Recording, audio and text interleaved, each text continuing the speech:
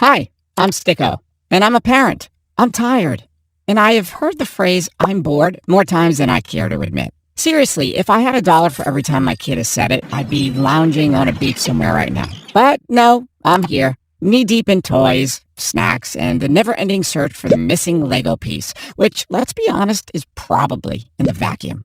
If that sounds familiar, stick around. This 10-minute trick might save your Saturday and your sanity. You've just finished making an elaborate breakfast, probably spilled your coffee, and now your child, who has all the toys in the world, hits you with, I'm bored. I'll admit it, I've been guilty of overcompensating. At first, when my kids started saying I'm bored every 5 minutes, I'd scramble to entertain them. I'd pull out every possible activity I could think of. A new craft? Done. Board games? Absolutely. Indoor scavenger hunts? Yes, please. I thought I was doing the right thing, but spoiler alert, I was only setting myself up for failure.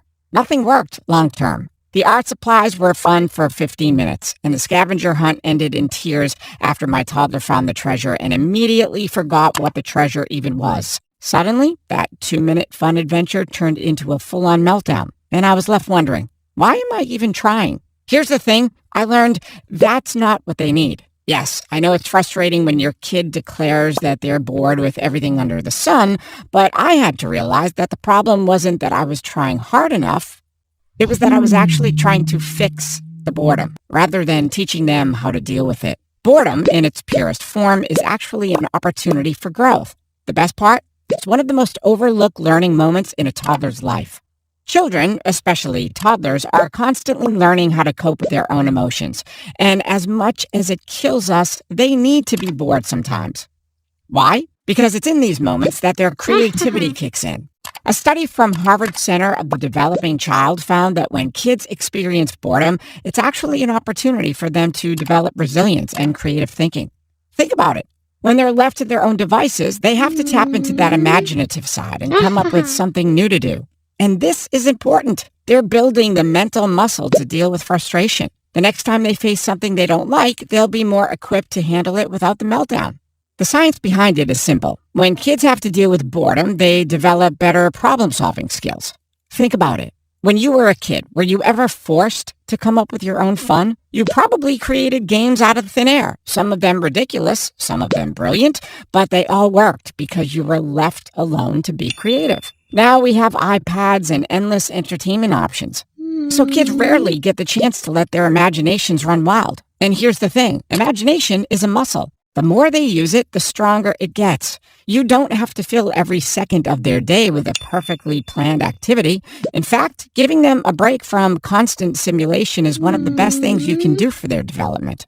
I'll be real. The first time my kid said, I'm bored while sitting in a room full of toys, I panicked. I didn't want my child to be the one whining about being bored all day, so I started overscheduling. We went to the park, we did a craft, we played pretend. It was exhausting. I was more worn out than they were by the end of the day. Then it hit me. Maybe, just maybe, the problem wasn't that they were bored. Maybe they were bored because they didn't need me to entertain them 24/7. Maybe I was getting in the way of them learning to solve the problem themselves. Enter the magic of boredom. Boredom teaches kids how to think for themselves. It sparks creativity, problem solving, and believe it or not, independent play. In fact, a study from the University of Toronto found that kids who are allowed to get bored and figure things out on their own are better at problem solving and have higher levels of creativity than kids who are constantly entertained. Who knew that letting your child be bored for 10 minutes could be a productivity hack? Still with me? Cool. Because this next part is where most parents cave and the complaints get louder. The 10-minute fix. Okay, so now that we know boredom isn't the enemy, how do you stop the complaints? Simple. Redirect without getting sucked into the entertainment black hole. Here's my strategy for stopping the I'm bored complaints in under 10 minutes. First, I don't panic. I resist the urge to immediately throw all of my ideas at them. Instead, I calmly say, I'm sure you can figure something out. And that's it.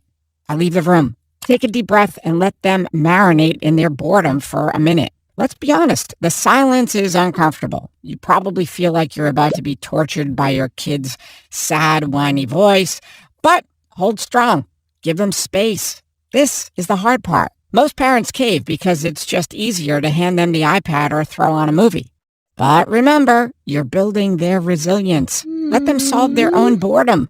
Eventually, you'll hear them talking to themselves. Maybe they'll start building an elaborate fort out of pillows. Or maybe they'll grab a whisk and become the world's saddest pirate chef. You'll see their creativity start to bloom, and you'll realize you didn't need to entertain them after all. And yes, this works even when they're grumpy. Sometimes if you don't come up with anything immediately, I'll just ask, what can we do to make this more fun? I might offer a small suggestion. Have you tried pretending that chair is a spaceship? And let them run with it.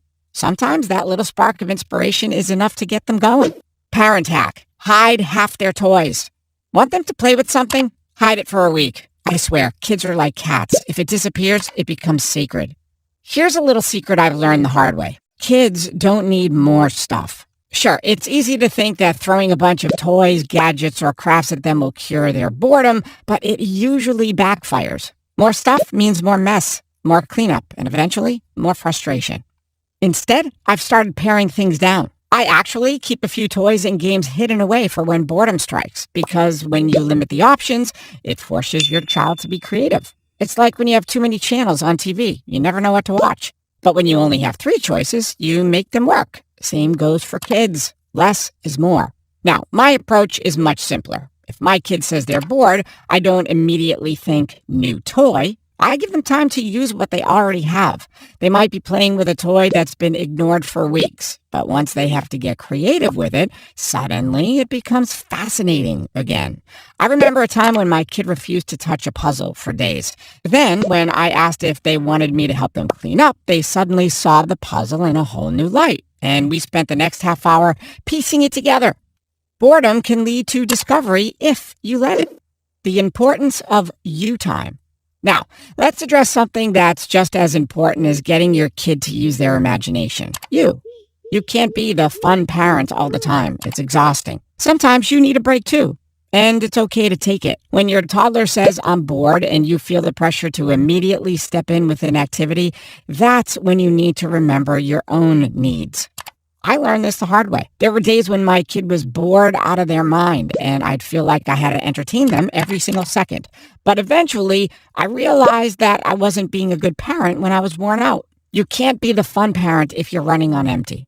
You're not a cruise director. There's no buffet and nobody tips you. So I started giving myself permission to take time for myself when they were bored. I'd sit down with a book or catch up on a show and let them entertain themselves. Guess what? They didn't just survive. They thrived, and so did I. The power of no. Let's be honest here. Sometimes as a parent, you have to say no.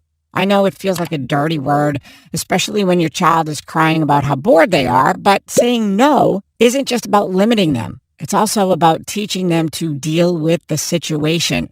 Saying no teaches them that they can't always get what they want, and that's a lesson that sticks with them. It's a life skill that, if you're lucky, they'll learn before they hit their teens. Sometimes I'll simply say, no, we're not getting any new toys today. Or, no, you're not going to watch TV right now. It's harsh, but it's necessary. By saying no, I've helped them find their own solution. And while it might make them frustrated for a minute, it's actually giving them the space they need to be creative. Plus, the more I say no, the less they rely on me to solve their problems. And no, screaming, I'm bored into a couch cushion is not a solution. But hey, it's a start. You've got this. For real. So here's the takeaway. Boredom isn't the problem. It's the practice. Let them feel it. Let them figure it out. That's how they learn. If this helped take the pressure off, hit like and subscribe. Sticko's just here trying to keep it simple. Stay sane and get through one I'm bored at a time.